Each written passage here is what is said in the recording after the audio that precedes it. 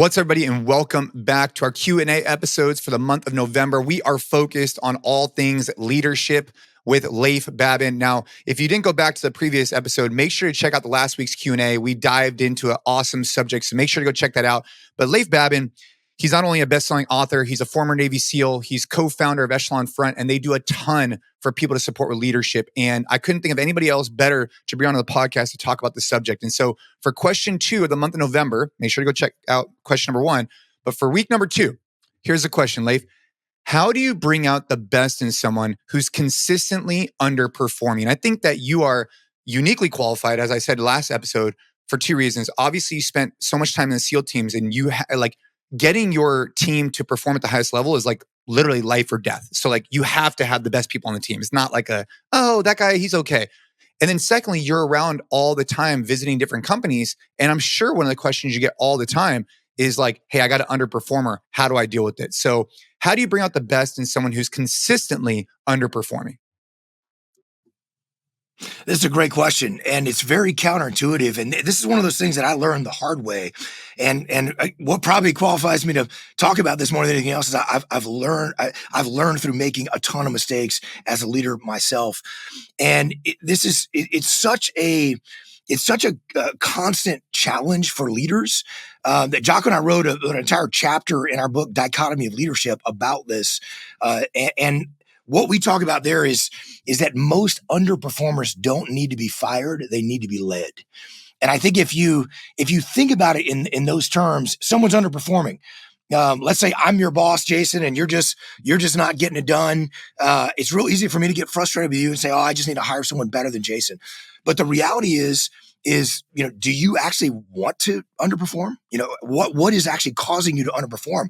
And I shouldn't even consider letting you go if I haven't done everything I can to train you, to mentor you, to put you in charge of things, to give you every resource and effort necessary to give you the opportunity to succeed. Because so often you'll see people who maybe they didn't even realize they were underperforming. Maybe they didn't even realize they're underperforming, because what happens a lot of times is, you're behind closed doors. Maybe Gabe and I are in a leadership position, and we're talking about behind your back, behind closed doors. We're talking about how terrible Jason is, and he just can't get the job done. And then what happens? We call you in. Even in the SEAL teams, this happens. You might think it's a bunch of big alpha males that are all tough guy. Even in the SEAL teams, this happens. You call an underperformer in. We're like, oh, all right, we're going to really have a tough conversation with this person. And what does that conversation sound like? Hey, Jason, you're doing a great job. Yeah. Overall, there's a couple of little things you need to work on. And so you leave there thinking, hey, I'm awesome. Why would I change? Why would I improve? Because that conflict is that tension is no one likes that tension. That's what it is, right? No one, not even the SEAL teams, they like that tension. Is that right? It's conflict is hard, So it's easier to have to talk about some things or maybe try to bro you up with some compliments, and so that maybe you don't even hear some of the things that you need to work on. And the reality is that's terrible leadership, because I'm not actually giving you the opportunity. You don't even know you're underperforming, and I'm certainly not giving you the opportunity to succeed. Now, that doesn't give me the license. The dichotomy here is that doesn't give me the license to say, Jason, you're terrible, and you better fix yourself, or I'm going to fire you and get somebody else that can do the job. That should not be. That really should never be the conversation, right? What it should start with. We use what we call an escalation of counseling. It doesn't mean I just let you underperform. What it does mean is I should actually. What I should do is start the conversation from the moment that I start to recognize that, hey, you're underperforming, you're not getting the job done. Let's say you're working on a project and we're way behind schedule. Just to say, hey, Jason, is everything okay? Is everything okay with you? Like, I just was, and you're like, sure, yeah, why? Or you may be like, hey, no, it's not okay. I'm totally overwhelmed. I need some greater help. I don't really understand what I'm trying to do here. I could really use some guidance, or I don't have enough resources. All those, that's where the conversation starts. It starts by me taking ownership. And so it starts with, if you do say, yeah, everything's great. Why? Like, well, I just noticed it seems like we're kind of behind schedule on that project that you're running. Like, is there something I can help you with? What are the resources you need? And you might just dismiss it as like, oh no, everything's great. Well, then I'm going to have to escalate. I'm going to have to escalate that a little bit. That's the escalation of counseling, to say, well, it looks like we're kind of behind schedule on this thing. We need to make sure I haven't done a good enough job of explaining why the schedule is so critical and why we're going to have to meet these timelines. So, and then if hopefully that gets you back on track and we're good to go. With maybe a little more oversight for me. If it doesn't happen, then we could escalate. And it may eventually get to a point where, I've listened, Jason. We've talked about this thing. We are way behind schedule. I'm going to actually have to issue a written counseling statement. I don't want to have to do that. I'm going to have to put you on a performance improvement plan, whatever, your HR department actually calls it.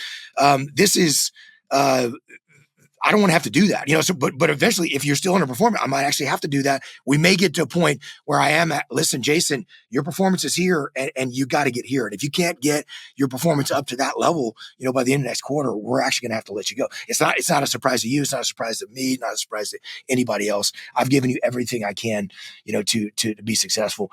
The other side of this too is a lot of underperformers, there may be a negative aspect, right? So people say, they talk about toxic people in the workplace, and that's a real common buzzword we hear a lot of, in the business world. But hey, I got somebody that's negative. We're trying to get Gabe to show up to this training, and Gabe's just constantly complaining about how the training is unrealistic and it isn't good training, and it's a waste of our time. Well, what should we do in that situation? And the intuitive thing to do would be like, well, Gabe, you just need to get your attitude in check. That actually usually produces the opposite effect, right? In the same way that if you see your significant other who's getting a little spun up about something and you tell her to calm down. That's the word, dude. It's not going to produce the outcome that you want, right? It's actually going to do the opposite. Worst two words. Yeah. Yeah, definitely don't do that. Not a good call. So the best thing I can do, someone like Gabe, who's maybe disparaging our training program, is put Gabe in charge of something. Put Gabe in charge of something. And this is a really tough lesson that I had to learn the hard way as a leader, because we wrote about this in Extreme Ownership. There's a whole chapter about leading up and down the chain of command. And I realized that, I had of a 60-man SEAL platoon, I had people that loved our mission. They were so dedicated to our mission that they volunteered to stay an additional 6 months in this violent hellhole during the Battle of Ramadi, where they had every expectation they might be seriously wounded or killed, because U.S. troops were getting wounded or killed almost every day. So, and they volunteered to stay because they believed in the mission that much. I also had people that were totally negative and burn out and ready to go home. And as I thought about that, I thought about what was it that was the difference between those two people. The people who volunteered to stay, that they had some ownership a part of that mission. They were the lead navigator. And so they did all the route studies about where the IEDs or roadside bombs are going off. And they went and talked to the Army and the Marines, and they understood the risk mitigation that was taking place to try to navigate these challenges as safely as possible and mitigate the risk that we can control. Or they were the lead breacher that had control of the breach scene and how we were going to enter the target building and what method we were going to use. They had some control, like some level of ownership. And the people that were negative, the people that didn't understand the mission, the people that were burnt out and tired and ready to go home, they were just showing up to the brief. They had no ownership whatsoever. So the best thing that I can do. And so they're literally showing up. I mean, they're out prepping vehicles. They're maintaining weapons. They're doing all the things that we need to do, but they're just showing up to the brief saying, "Hey, what crazy operation did Babin come up with to get us killed this time?" Dude, and they had what no a great idea. Analogy. What a great example. Idea what was actually going on. And what's interesting to me about this, Jason, is I actually I have talked to several of my teammates. And when I mentioned that the several operations that we turned down because they were too dangerous, they were blown away by that. Absolutely blown away. They had no idea that we turned down operations. They had no idea that we were actually looking at operations saying that operation is too risky. I don't feel like the reward's actually there. We're not going to do that operation. We're going to focus on a different operation instead. And I never told them that. I never talked to them about that. So in their mind, we were just doing whatever we were asked to do and taking, wild risks. They didn't understand all the efforts that were being taken to mitigate the risks that we can control. They didn't understand the strategic impact of the operations that we were doing. That was 100% my fault as a leader. And one of the most humbling lessons that I had to learn. So the best thing I can do, if someone like Gabe on our team is disparaging our training program, is put him in charge. Hey, Gabe, understand you don't like the training program. Hey, talk to me about why you don't like the training program. I'm going to listen to you. You may actually have some valid points about why the training program is not as good as it should be. And then then if I can, I want to say, hey, Gabe, why don't you run training next week? Why don't you come up with a plan and talk me through, what you want to do for that plan? We lost Gabe for a second, but he'll be back on. I think that, dude, that is such a powerful, clear example for me, is that like the guys who are responsible for setting up the maps or the guys who are responsible for breaching the doors, they had a sense of that ownership that you're talking about. And so the idea is like, how do you get these people to perform? It's like, you got to give them that level of ownership. And I just, dude, I think that the way you answered that and with that specific example is so clear as day for me, where you have like guys who wanted to go home. They were ready to rock or they were ready to go home and burnt. And the other guys that are literally volunteering for another 6 months in a place away from their families to go do a really dangerous job. I mean, it can't be more black and white than that. And I think that leadership principle that you spoke about is a really strong takeaway for anybody listening. So thank you for sharing that. Well, the hard part about it, Jason, is that we want to do the opposite, right? If you're negative, like, oh, Jason's despairing the training, you just need to shut up and do it. So I actually I gave those guys less ownership of stuff, which was the wrong thing to do. I should have listened to their complaints. I should have understood where they were coming from. I should have explained, my perspective better, and I should have found things to put them in charge of. So it's counterintuitive, but it works. And I think we see it over and over again through the business world, the leaders we work with, is that if you take somebody who's negative and put them in charge of even some small aspect of the mission, they start to do better. They start to lose that negativity. They start to understand why they're doing what they're doing and the impact it has.